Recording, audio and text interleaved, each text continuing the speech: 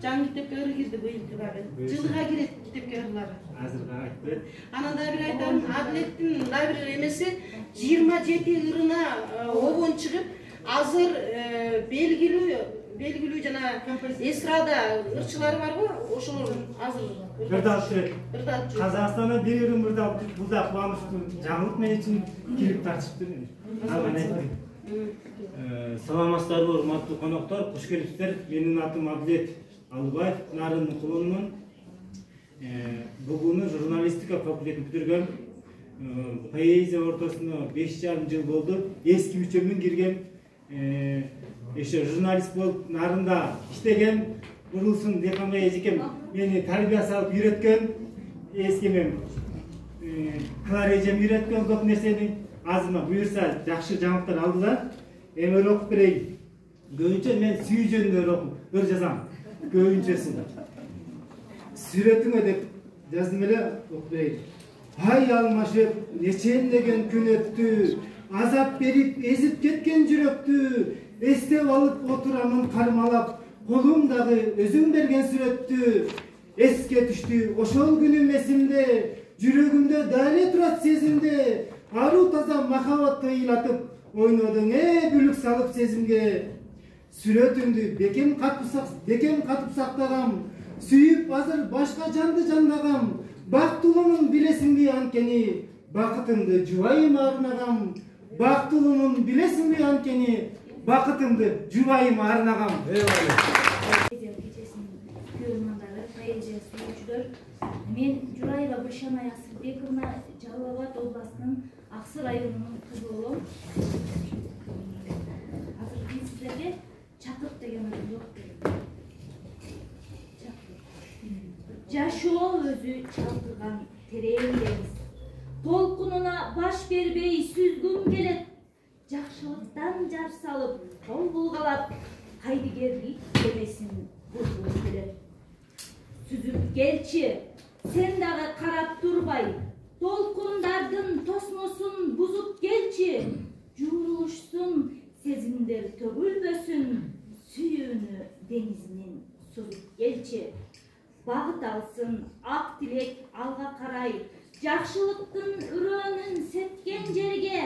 Бакытыбыз шактары муну байлап, ийгиликтер багынсын төккөн терге. Бакытыбыз шактары муну байлап, ийгиликтер багынсын төккөн терге. Мен деле Нарындын кулуну болом, Кошкордон. Атым Арсыбаев Бактандыр Маратович атым. Поэзия ортосуна кызыгып келгениме меники эле аз болду, 2 жыл болуп калды. Бияктан жакшы жери бир жерден билбегенди үйрөтүп, мурун эми жана эже айтып кеткендей, ыр жазып жүрө берчүмүн, енді ыр жазып койчумун ондосунда, бирок ал кыра эмескен да. Жанагындай муундуктарды үйрөтөт экен, ар кандай. Бул жакшы жери, ушундай экен. Силер кызыгып атсаңар, ушул жака келип үйрөнсөң болот да. Анан силерди балалыкка алып барып, балдай таттуу балалык деген өрүмдү окуп берейин. Артта калып балдай таттуу балалык кез. Убакыттын өткөндүгүн карачы тез. Тапшырманы аткарам деп уктабай кеч. Кубанчыбыз окуп барып баасык беш. Кечээли бала элек кайгысы жок. Эч нерсени түшүнбөгөн курсагы ток. Жүнүн жулуп жанын койбой кубалап тоок. Ойночубуз ал убакта балдарыбыз шок. Тыкыр кырып алдырганда калтырбай чач. Чагылышып күн нуруна жалтырап баш. Караганы достор менен шылдың камаш. Гүлчү элек көзүбүздөн чыкканча жаш. Кыш айында бал актап жааганда кар. Камдап кышка жасап койгон чанабыз бар. Каттап кийинчүбүз болсо да тар. Муз тепчүбүз мусканын болгондой зар. Кармак токуп мини ойноп карагер тай. Сууга түшүп суудан чыкпай болгондо жай. Кеч киргенде үйгө келсек огондо шай. Кел балам деп алтын апам берчи эле чай. Топуракты чили ойноп кесилип кол. Зымжыгаштан муна жасап салчубуз жол. Жомок сымал шайырышаттуу оюнга мол. Бала кезим өткөн тура керемет зор. Саламатсыздарбы, урматтуу коноктор. Бүгүнкү поэзия ордосунун жылдык отчеты катары өтүп жаткан поэзия кечесине куш келипсиздер. Мен Москва 12 группасынын атынан Москвадан келип отурам. Өзүм атым Султанбаев Жамалдин Жусуевич, Ош областынын Кара Суу районунун Бекжар айылынан болом. Поэзия ордосуна кошулуштун дагы бир жолдорун айтайын. Жанатан бери айтып отурабыз Москва 12 группасы деп. Поэзия ордосуна киргенде сразу эле негизги группага өтүп кетиш өтө кыйын.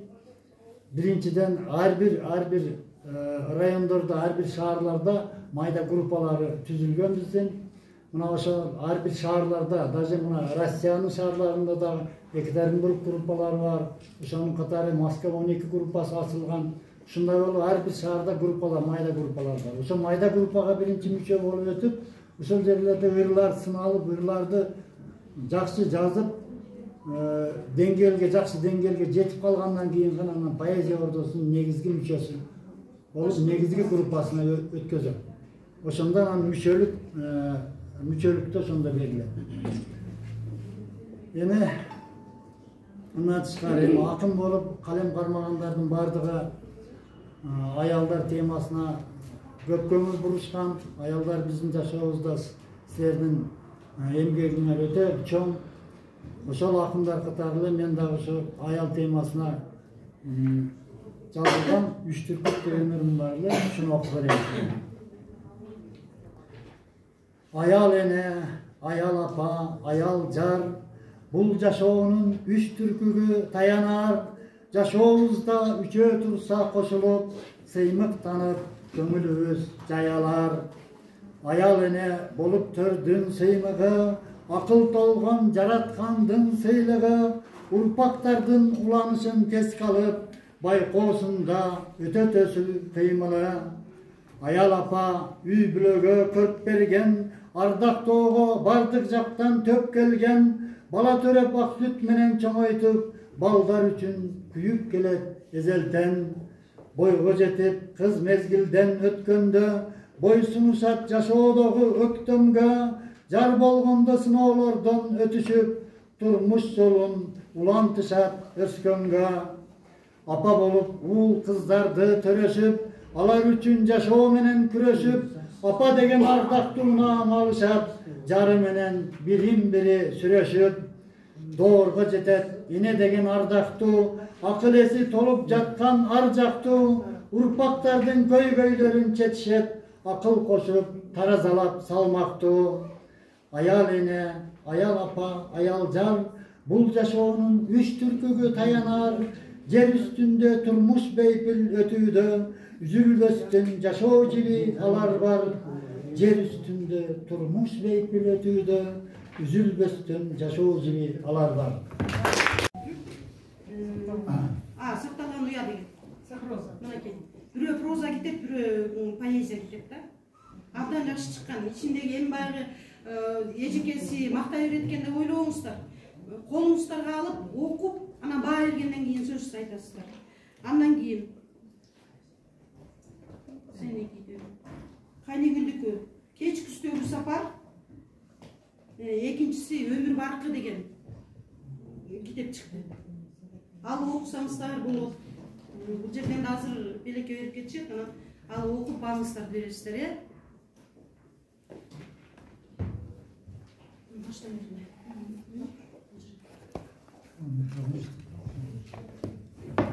Урматтуу бүгүнкү ыр майрамына келген коноктор, баарыңызга кош келипсиздер. Экинчиден менин бир туугандарым, калемдештерим, бүгүнкү майрамыңыздар менен куттаймын. Биз мына мен Разия Алимова, Баткен областынын Сүрүк шаарынан келдим. Мурда мына мектепте окуп жүргөндө жазганмын, ошо райондук газеталарга штаттан тышкары кабарчы болуп, анан прозаларды жазып жүргөм мектеп жашында. Анан мектепти бүткөндөн кийин окубай калдым, шартка байланыштуу. Ошону менен ошол боюнча калып калган эле да. 20 жылы ушул эмеге келдим мен, кайрадан ыр дүйнөсүгө келип. Өзүчө райондо, Сүрүк шаарында кичинекей уюмду түзүп ушундай эме жүргөнбүз. Андан кийин ушу 22-жылы ушу жетекчи складаниязы эме поэзия ордосуна келдик. Мен ушул учурдан пайдаланып ушу жетекчиге өтө ыраазычылыгымды билдирип кетет элем да. Себеби менин ушул бизди канча сабак берип, багыт берип, ушу китебиңерди чыгаргыла деп. Мына мен быйыл 24-жылы эле мына Өмүр күзү деген ырлар жыйнагы менен Сакталган уя деген прозамды чыгардым. Ошону азыр мен ушу мына өмүр күзүнүн өзү жардамдашы мына жетекчибиз Клара Ниязованын жардам менен чыгардым. Ошого өтө ыраазычылык билдирем. Рахмат.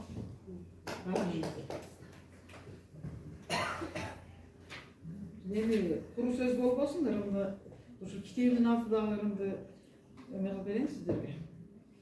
Өмүр көзү деген. Күз да келди, сары көйнөк кийинип, арчалардын жашыл шагы ийилип, өмүр күзү келди мына аттиңа, барик сымак бир улам бир күн күбөлүп. Санаа тартып ооруп турат көңүлүм, саат сайын өтүп жатат өмүрүм, сезимдердин өчкөн сымал оттору, жаштык кездей кайраты жок көңүлүм. Кайран өмүр кетесиңе биринде, дайра сымал агасыңе ириңдеп, жаш кезимди сагынганда ойлонуп, көз алдыма келе калат күлүңдөп. Келип жетти өмүр күзү баш багып, ойлогондо ыйлайм көздөн жаш тамып, кызмат кылып калсам экен элиме, жер алдында калгычакты тапталып.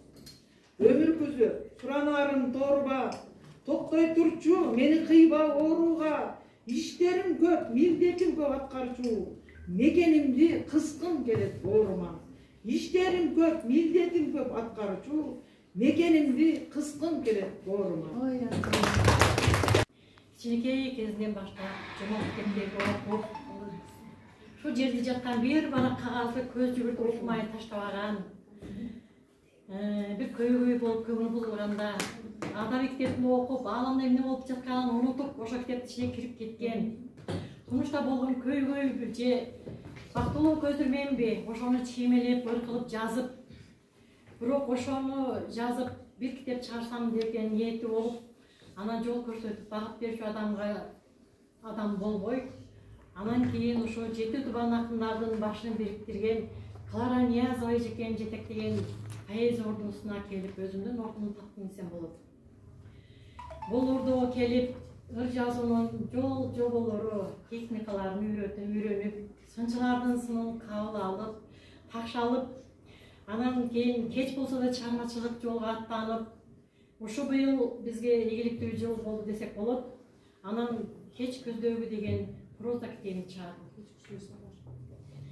Анан ушуга удай эле жанагы жазган ырларым күйүп калбасын деп, ушу өзүмдүн баягы өмүр өткөн сайын, жашым өткөн сайын бул жашоо керемет болуп, өмүрдүн баркын сезип, баалап, жашоо өдөлөгөн сайын кадыр баркын сезип калат экенбиз өмүрдүн. Ушу анан кийин китебиmin атын өмүр баркы деп койдум.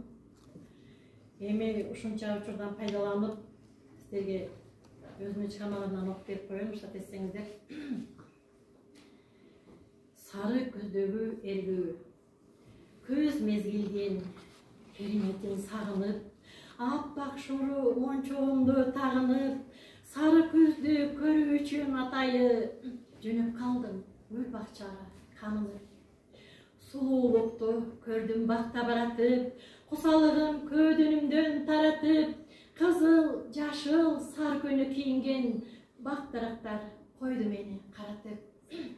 Кызыл көйнөк кийген кезим баягы, көңүл эргип ошол кезди самады, жакшы сөзүн жүрөгүм уюткан оттуу кезим кайра дагы жанабы. Жашылымда кийген элем жарашып, мендик болсо экен дешип карашып, аттиң арман жазатайып кадамдан, бир өмүрдө калганынан адашып. Өмүрүмө мына мынтип кечкирди, сары көйнөк кийген күнгө жеткирди, жалбырактай кар астына жашынган өткөн күнүм эстеп дүйнөм эчкирди. Кеч күздөгү нөшөрлөгөн жамырдай, сары көзүм ыйлатпачы эч кимди.